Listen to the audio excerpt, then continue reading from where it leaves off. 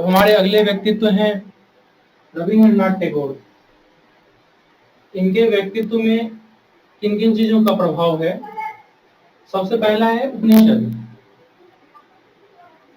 ये एकता एवं ब्रह्म की सर्वव्यापकता, यानी ब्रह्म हर जगह है। सीधे चिंतन पे इनका विचार काफी सकारात्मक रहा है। ये वैष्णव कवि थे और ईश्वर के प्रति प्रेम की जो भावना थी वो इनमें भरी हुई थी और ईश्वर को जानने समझने के लिए इन्होंने ईश्वर प्रेम पे बल दिया था। ये पाश्चात्य विज्ञान से काफी प्रभावित थे और उन्होंने भारतीय समाज अर्थव्यवस्था के विकास के लिए पाश्चात्य विज्ञान को स्वीकार करने का विचार दिया था। तर्क शक्ति एवं जागरूकता पे बल। टैगोर कहते हैं कि हमें किसी भी विचार को बिना तर्क किए स्वीकार नहीं करना चाहिए और हमें विभिन्न विषयों पे जागरूकता होनी चाहिए।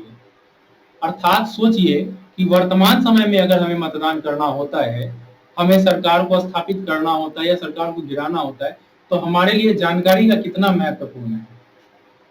सोचिए आरटीआई में कितना महत्वपूर्ण है योगदान है व्यक्ति की जागरूकता में।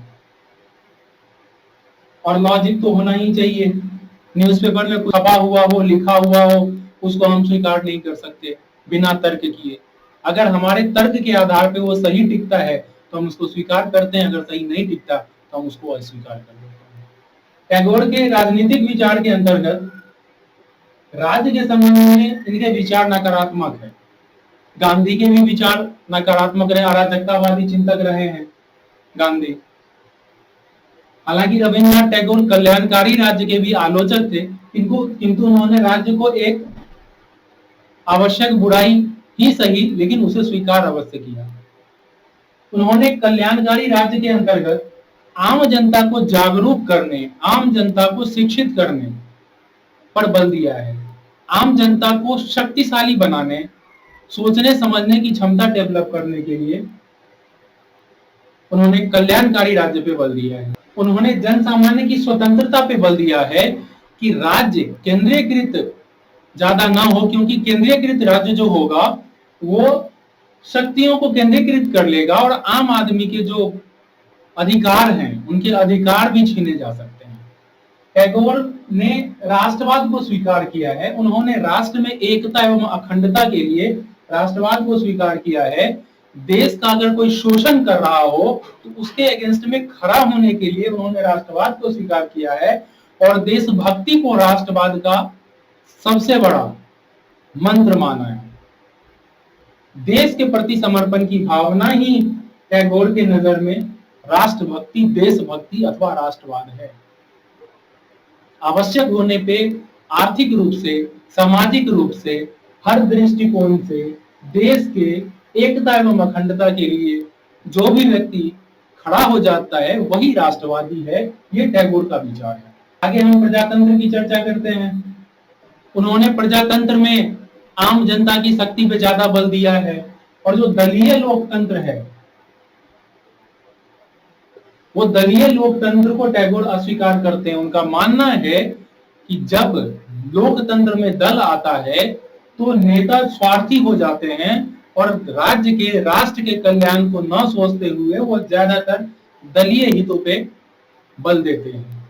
ये मानवतावादी चिंतक हैं।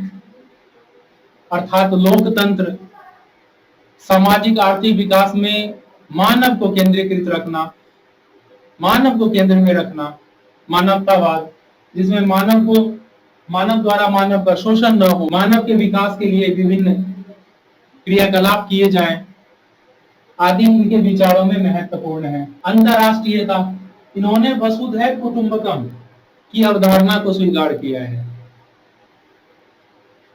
इन्होंने कहा है कि हमें इतना ज्यादा अति राष्ट्रवादी नहीं होना चाहिए कि यूरोप जैसे संघर्ष हम एशिया में प्रारंभ कर दें। हालांकि आप देखते हैं चीन कितना और अति राष्ट्रवादी विचारधारा को प्रेरित करता है, किंतु टैगोर का मत है कि हम अपने अंदर, हम भारत के अंतर्गत देशभक्ति को बढ़ावा दें, लेकिन अति राष्ट्रवाद को बढ़ावा ना दें, जो कि एक नकारात्मक अभिव्यक्ति है। और अति राष्ट्रवाद के तहत हम सीमा संघर्ष को बढ़ावा देते हैं। और चूंकि दल की जहां तक बात है, उनका यह भी मानना है कि दलीय लोकतंत्र के अंतर्गत ये दल कई बार अंतरराष्ट्रवाद को चुनौती देते हैं और दलीय राजनीति को पुष्ट करने के लिए अति राष्ट्रवाद पे बल देते हैं, जिसके कारण अंतरराष्ट्रवाद को धक्का लगता है या चोट पहुंचती है। वे अंतरराष्ट्रीय शांतिपूर्ण अस्तित्व को स्वीकार करते हैं। अब हम टैगोर के आर्थिक विचारों पे चर्चा करते हैं। इन्होंने समकालीन जो प्रणाली थी उनको शोषण का आधार बताया है। तत्कालीन रूप से जो पूंजीवादी व्यवस्था थी, जो ब्रिटिशों के द्वारा भारत में इंप्लीमेंट की जा रही थी, उसको उन्होंने शोषणकारी बताया, क्योंकि इसके अंतर्गत जो हमारे कार्मिक हैं, जो कामगार हैं, उनको उचित वेतन, उचित मूल्य प्राप्त नहीं होते थे। इतना ही नहीं, संसाधनों का भी उन्होंने एक पक्षीय दोहन किया। यही कारण है कि ये समकालीन प्रणाली को समाप्त करने के पक्षधर थे। इन्होंने लघु एवं कुटीर उद्योग पे बल दिया। ध्यान दीजिए, गांधी ने भी लघु एवं कुटीर उद्योग पे बल दिया था। तो जब भी ऐसी चीजें आती है तो आप तुलना कर सकते हैं। अब जब तुलना करेंगे तो ऑटोमेटिक आपके मार्क्स में वृद्धि होती जाएगी। तो लघु एवं कुटीर उद्योग क्यों? रोजगार, ग्रामीण विकास, महिलाओं का विकास, ओबीसी, एससी, एसटी में लघु एवं कुटीर उद्योगों की काफी भूमिका होती है। देश के जीडीपी में लघु एवं कुटीर उद्योग की भूमिका है। सामाजिक सांस्कृतिक क्षेत्र में उन्होंने असमानता को अस्वीकार किया था। उन्होंने किसी भी प्रकार के असमानता को अस्वीकार किया, चाहे वो जातिगत हो, चाहे आर्थिक हो। उन्होंने हर मानव को एक समान दृष्टिकोण से देखने, राज्य के द्वारा और व्यक्ति के द्वारा भी, अर्थात सैद्धांतिक और व्यवहारिक दोनों दृष्टिकोण से उन्होंने असमानता को अस्वीकार किया है। उन्होंने शहर के विकास के साथ साथ ग्रामोदय पे भी बल दिया है। याद कीजिए 2020 मार्च, अप्रैल, मई का समय, जब सड़कों पे कामगार इकट्ठे थे, पॉकेट में 200 रुपया था और पैदल अपने घर की ओर जा रहे थे, वो दृश्य याद कीजिए। वही तत्कालीन समय में टैगोर ने सोचा और उन्होंने बताया कि अगर शहरी क्षेत्र में ही केवल विकास होगा तो जब भी परिस्थितियां विपरीत होगी तो इस तरीके की स्थितियां जो आपने कोविड-19 के दौरान देखी, वो परिस्थितियां उत्पन्न होगी। इसीलिए उन्होंने शहर के साथ साथ ग्रामोदय पे भी बल दिया था।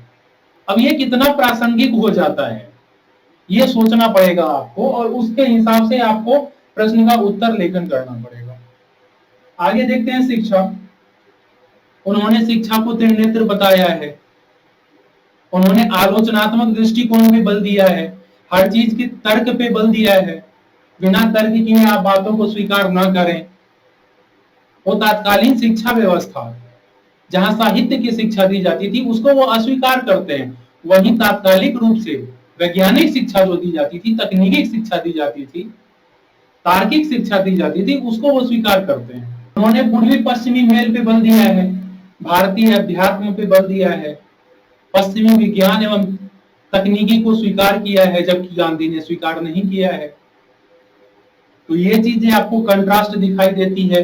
कभी भी आप तुलनात्मक अध्ययन पे अगर प्रश्न आता है गांधी टैगोर के बारे में, गांधी नेहरू के बारे में, टैगोर नेहरू में तुलनात्मक अध्ययन, तो भी आप इस तरीके से इसको कर सकते हैं। धार्मिक सद्भाव, आखिर क्या कारण है कि ज्यादातर महापुरुष जो है सर्वधर्म समभाव की बात करते हैं। पाकिस्तान का विभाजन हो गया, भारत जैसा था वैसा है और आगे भी वैसा ही रहेगा। क्या कारण? सर्वधर्म समभाव की जो भावना है वो व्यक्ति को राष्ट्र में परिणित होने को प्रेरित करती है। और यही कारण है कि तत्कालीन रूप से जो बड़े विचारक थे और वर्तमान में भी जो विचारक हैं, उन्होंने धार्मिक सद्भाव को भारतीय लोकतंत्र का एक अंग माना है। बांग्ला साहित्य एवं संगीत में उनका योगदान है और इस कारण से उन्हें गुरुदेव कहा गया है। और ध्यान देने की बात यह है कि उन्होंने संगीत हो, साहित्य हो या कुछ भी बेहतर चीजें हो, तो उन्होंने स्वीकार्यता मानी है। आप पश्चिम से सीखो और उसको भारतीय परिस्थितियों के अनुरूप यूज करो। ये टैगोर के विचार हैं। साहित्य क्षेत्र में इनका काफी बड़ा योगदान रहा है। इन्होंने दर्जनों उपन्यास लिखे हैं। कविता इन्होंने 8 वर्ष की उम्र में लिख दिया। वर्तमान समय में हम 30 वर्ष के हो जाते हैं, 35 वर्ष के बाद हो जाते हैं, फिर भी टैगोर की कविताएं हमारे लिए एक टारगेट होती है कि हम ऐसी कविता लिखें। उन्होंने 8 वर्ष की उम्र में पहली कविता लिख डाली। ये उनके सोचने का दृष्टिकोण था, ये उनकी विचारधाराएं थी। गीतांजलि, उनकी जो कविता है गीतांजलि, नोबेल पुरस्कार उनको प्राप्त हुआ और पूरे विश्व में तहलका मच गया कि और एक औपनिवेशिक राष्ट्र के अंतर्गत भी एक व्यक्ति ऐसा निकला जो साहित्य के क्षेत्र में नोबेल पुरस्कार प्राप्त कर सकता है, और भारत को भारत से लेकर के पूरे विश्व तक पहुंचा दिया टैगोर ने एक कविता के माध्यम से। 16 वर्ष की उम्र में उन्होंने प्रथम कहानी का लेखन किया था। आपको बहुत सारे इंफॉर्मेशन मिल जाएंगे, उसको आपको इस उपन्यास, कविता और कहानी के अंतर्गत केवल कोड करना है। गोरा, घरे बहिरे इत्यादि बहुत सारे उनके लेखन है जिसको आपको इसमें पुट करके आपको आंसर तैयार करना है। ललित कला के अंतर्गत देखें तो संगीत में उन्होंने हिंदुस्तानी संगीत, जो कि एक मिश्रित संस्कृति को बढ़ावा देती है, उसमें इनका योगदान है। आज भारत का राष्ट्रगान है जन गण मन ले लीजिए, बांग्लादेश का ले लीजिए हमार सोनार बांग्ला, टैगोर की देन है। नाटक में उनके जो नाटक होते थे वो सांकेतिक होते थे। उन्होंने चित्रकला में भी काफी योगदान दिया। गुरुदेव होने के नाते उन्होंने चित्रकला और चित्रकारी करने में लोगों को महत्वपूर्ण शिक्षा दी। नृत्य के अंतर्गत उन्होंने देखिए तो मणिपुरी नृत्य के अंतर्गत विकास में उनकी काफी भूमिका रही। टैगोर की प्रासंगिकता देखते हैं, ये मानववादी थे। हमने जो चर्चा की है उसी में से ये सारी चीजें आती है। तो आपको अगर यहाँ आके समझने में कुछ परेशानी हो तो आप बैक करके उसको देख सकते हैं एक्सप्लेनेशन को। ग्राम एवं कृषि विकास पे उन्होंने बल दिया, जो आज भी प्रासंगिक है। वर्तमान कोविड-19 टाइम में भी हमने चर्चा की इसमें। शिक्षा, आलोचनात्मक दृष्टिकोण, तर्कशीलता, सांस्कृतिक समागम की बात की है इन्होंने।